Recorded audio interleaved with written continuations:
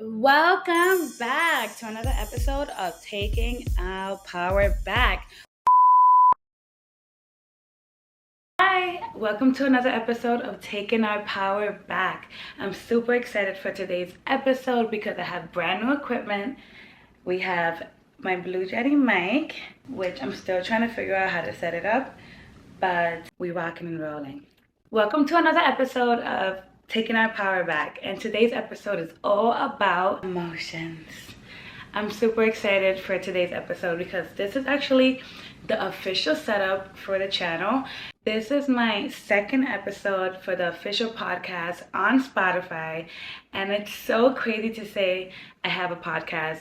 This has been some of the hardest work ever, and I went to college and worked full time. So for me to say that means a lot.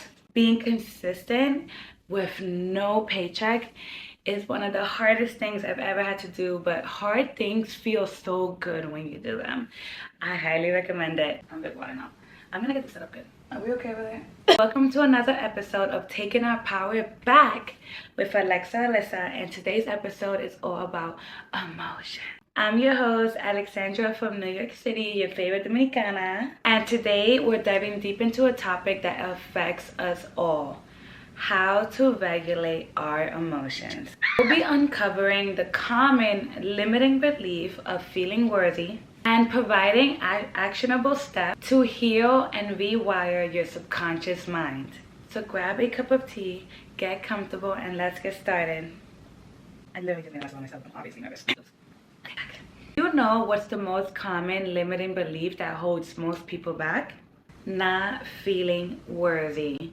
Fun fact, feeling worthy actually starts from our root chakra, and our root chakra, our energy point where we either feel safe or we don't feel safe. So when you feel safe, you feel worthy and secure. This limiting belief of not feeling worthy is actually ingrained in us unconsciously from our childhood into our adulthood. Do you know what's the most common limiting belief that adults struggle with? Not feeling worthy. These limiting beliefs are unconscious, and these limiting beliefs were instilled in us when we were children, and we bring it with us to adulthood. These beliefs are often most problematic because we can't see them. They're unconscious. They lie deep within us, and we often don't know how they got there and how to heal them. For example, for myself, I did not know that I struggled with not feeling worthy until I started doing unconscious conditioning work through journaling, and I realized one of my biggest struggles was not feeling worthy. And then when I started doing my research, I realized this is the most common limiting belief that adults struggle with. Think about it. An unconscious feeling of not feeling worthy can affect every aspect of your life. It might lead you to apply for jobs that you don't want, but you feel qualified for. Enter into relationship with people below your league.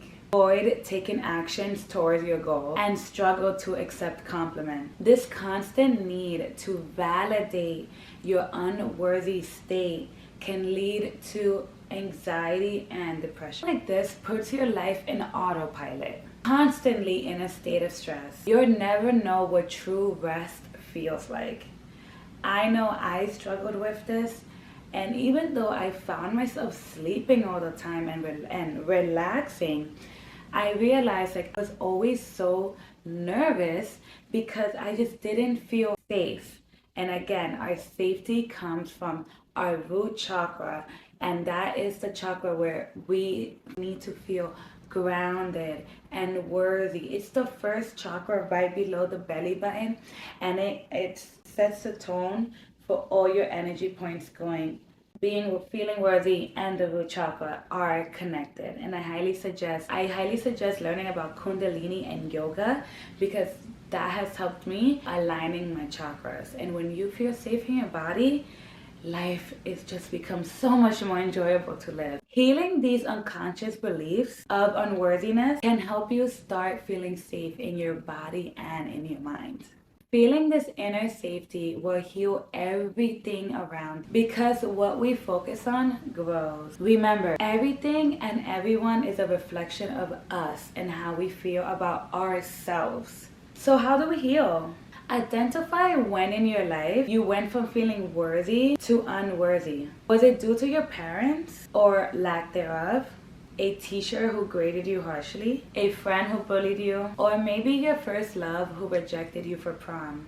These experiences at a young age are vital for creating the foundation for the confidence and self-worth we need to tackle life.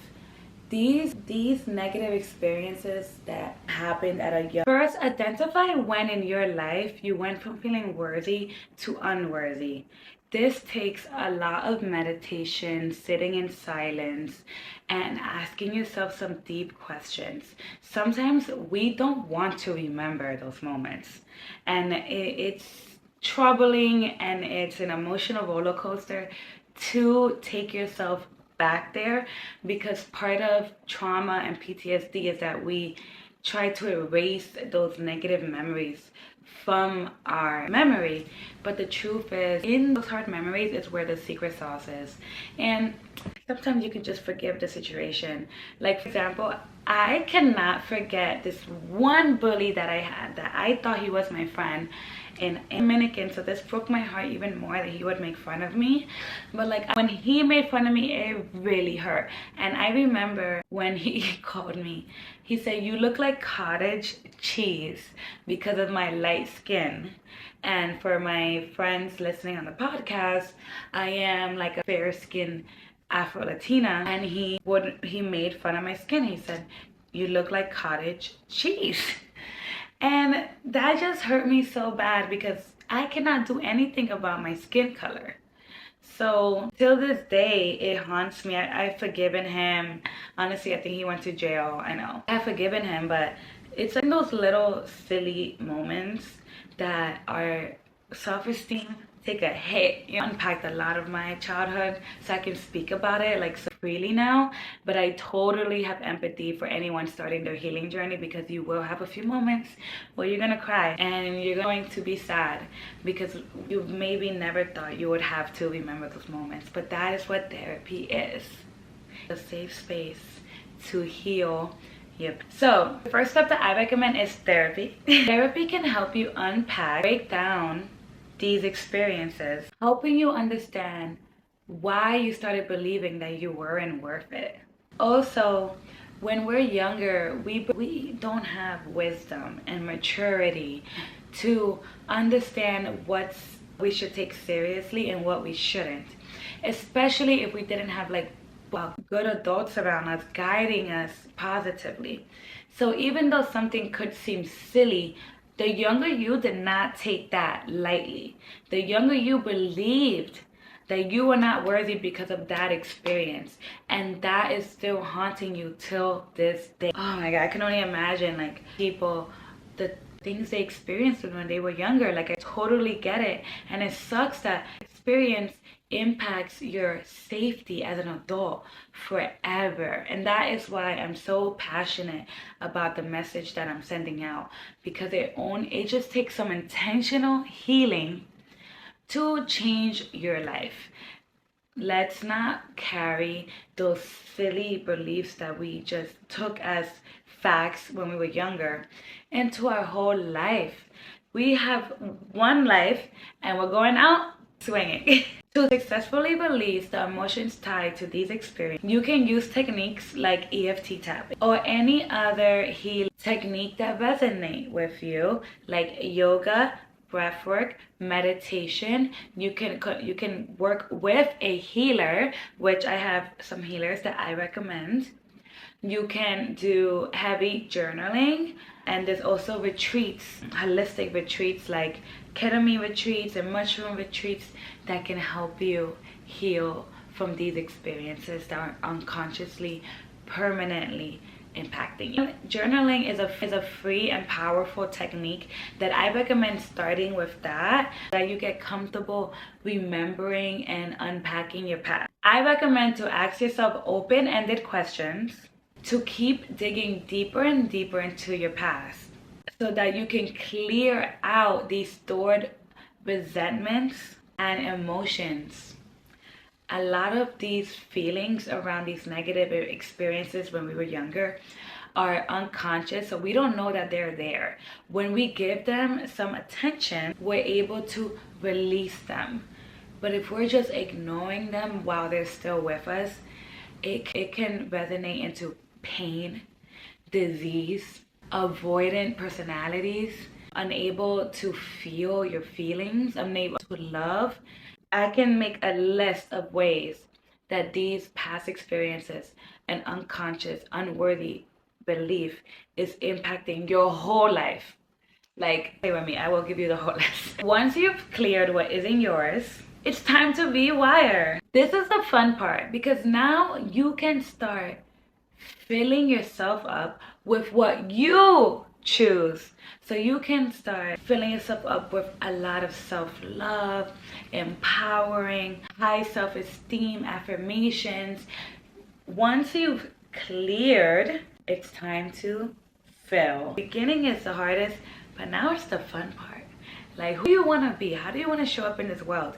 It's your choice. That's why these healing methods, I'm not telling you to go to meditation, yoga. These are things that you have to do. You're not giving anyone power. You are taking your power and you are creating the life that you want. This is not an easy way out. This is not you go to a psychic or you go to somebody and they're going to tell you who you're going to be. No, you're taking your power back. You are taking charge of your life like a hero and not a victim. So here are some ways that I have rewired my unconscious mind, and I recommend you. The beauty is you don't have to do all of these. Just start doing 2 or 3, because just one might not be enough. Like, I want us to accelerate the process. I want you to start living your best life as soon as possible. I don't believe in healing for 10 years. I take your healing seriously. Honestly, 2 or 3 years, you should be ready to go, and then you just do like touch-ups. Affirmations. Stand in front of the mirror and tell yourself how amazing you are every day. Start acknowledging yourself. You are your own best friend, and that is self-love. Journaling. Gratitude. Gratitude is such a game changer. People rave about it in the self-help community. Waking up and thanking God, the universe, whoever you believe in, for another day. Just that simple thing, just that simple habit can transform your whole day, because you're starting the day from a positive mind. Please, if you take just one thing away, this is probably the easiest habit.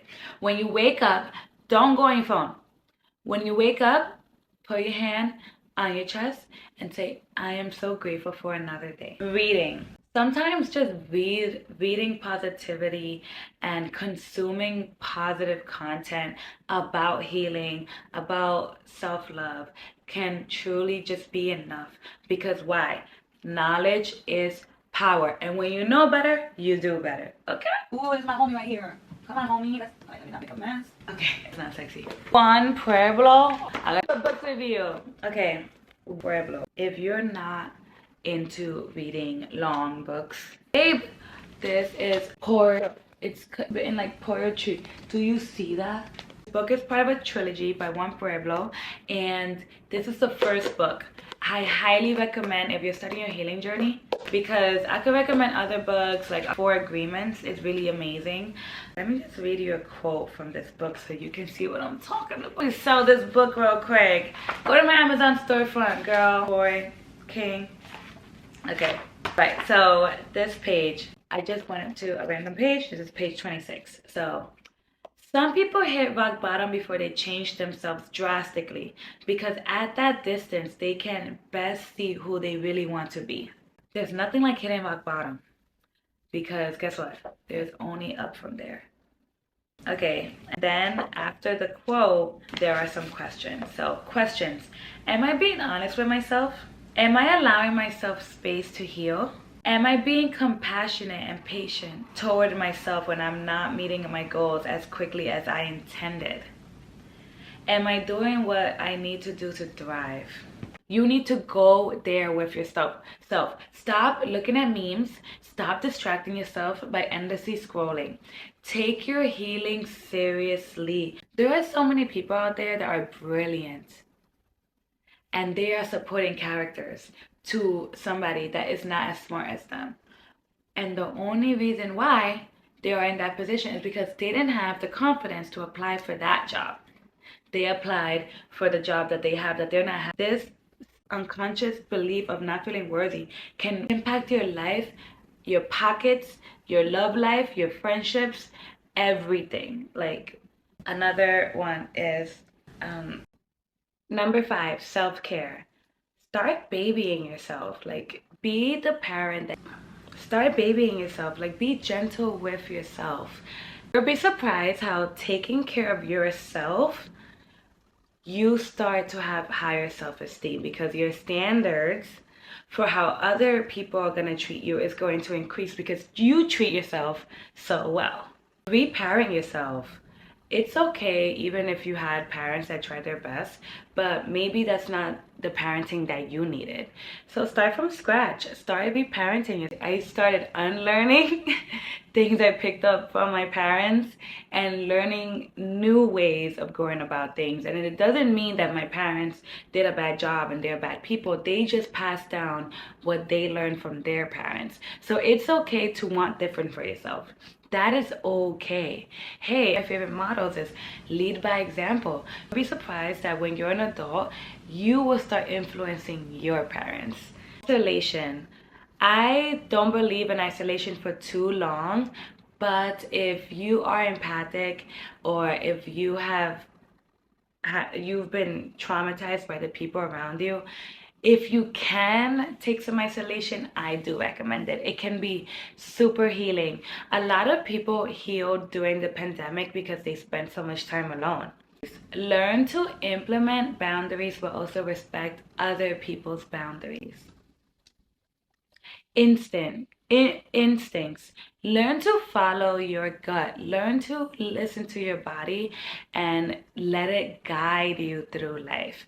You truly have the answers once you clear yourself out of all those unwanted, unconscious beliefs and emotions.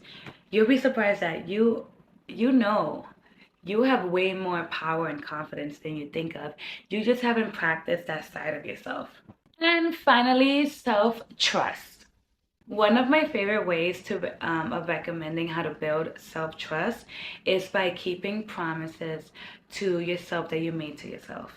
And as you keep doing this, you'll start trusting yourself. And it's a beautiful way to build a relationship with yourself. During your healing journey, fill your environment, social circle, phone, home, and body with positive influences and ingredients. Your healing journey is a delicate time, and it's important to prioritize your peace. Thank you for joining for another episode of Taking Our Power Back. I love talking about this topic, and remember, you are worthy. You are enough. And you have the power to heal and transform your life. If you found this episode helpful, please like and comment and subscribe for more tips on personal growth, self-love. Time, take care, and be gentle with yourself. Mwah!